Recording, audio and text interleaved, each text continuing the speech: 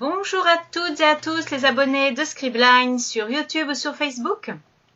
Aujourd'hui, une nouvelle vidéo que je vous présente. Les adjectifs possessifs. Alors, l'objectif de cette vidéo n'est pas de faire un cours complet sur l'utilisation des adjectifs possessifs, mais simplement de vous rappeler quelques petites choses essentielles pour les comprendre et pour bien les utiliser. Ok ? Hop. Vous rapprochez un petit peu du tableau. Voilà. Alors, notamment la distinction entre certains qui parfois provoquent quelques confusions chez vous. Alors, j'ai fait un petit tableau pour vous résumer tout ça. L'important est de comprendre pour les utiliser si on a affaire à un ou plusieurs propriétaires. Ça, c'est très important. Et si on a affaire à une ou plusieurs choses.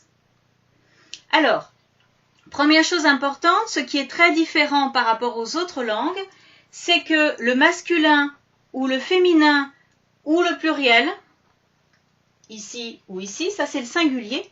Ici, je vais peut-être noter qu'on est bien au singulier. Et ici, on est bien au pluriel. Voilà, le singulier, le pluriel ici. Ici, pour les pronoms avec plusieurs propriétaires, on n'a pas de distinction entre le masculin et le féminin. On reverra ça. Mais le masculin et le féminin concernent en fait la chose. Voilà pourquoi j'ai entouré la chose et puis les petites lettres masculin et féminin. Quand je dis mon, c'est parce que la chose est masculin, non pas la personne. Un homme dira mon vélo. Une femme dira aussi mon vélo, parce que vélo est masculin.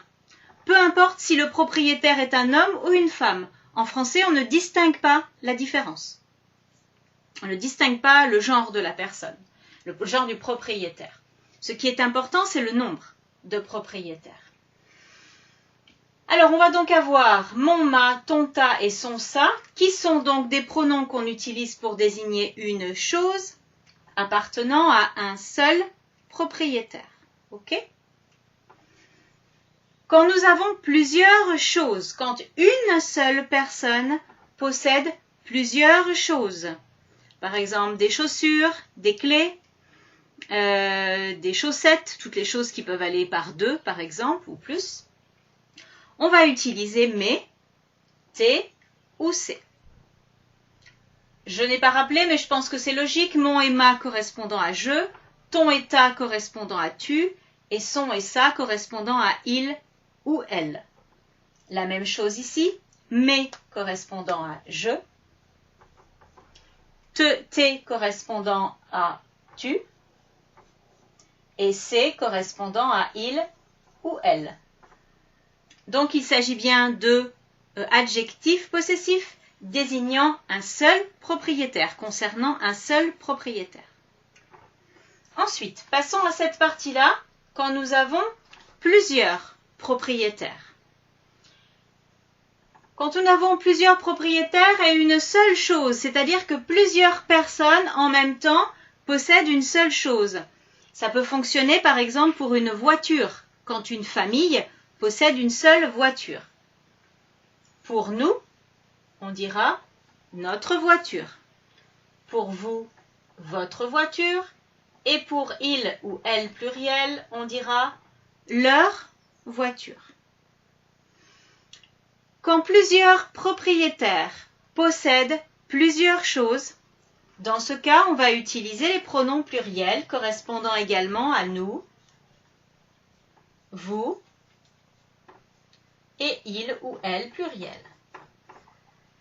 Et donc dans ce cas, on aura également leur, mais on mettra un S, puisque comme je vous ai dit, le pluriel est dépendante de la chose. Le pluriel est dépendant de la chose. Le genre et le nombre sont dépendants de la chose.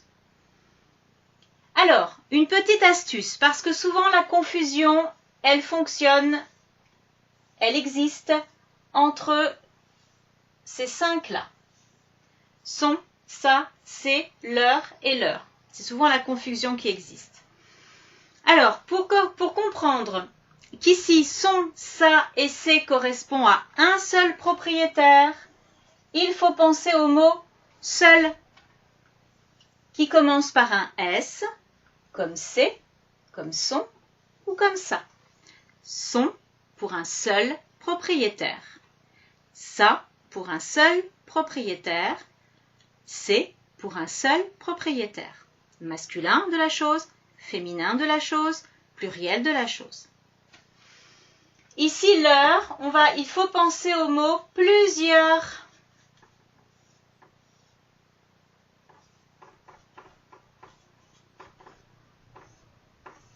Le mot plusieurs finit par heure. Leur, plusieurs, ok? Donc, quand on a leur, quand on utilise leur, ça correspond à plusieurs propriétaires. Ça fait référence aux propriétaires. Leur sans S pour une chose singulier, leur avec S pour une chose plurielle. Je vous laisse 2 minutes regarder le tableau. Prenez bien le temps de regarder toutes les indications. Donc en vert, le genre et le nombre des choses. En noir, à quelle personne il correspond. Quelle personne particulière et quel genre. Quel nombre de personnes. Quel nombre, pardon, pas genre. Quel nombre de personnes.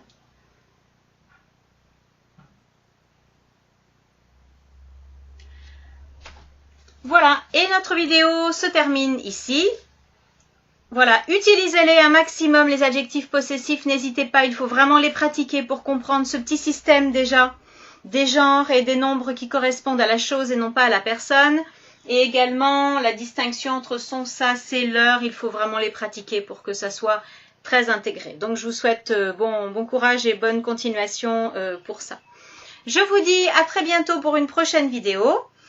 D'ici là, portez-vous bien, prenez soin de vous et à très bientôt. Bye bye.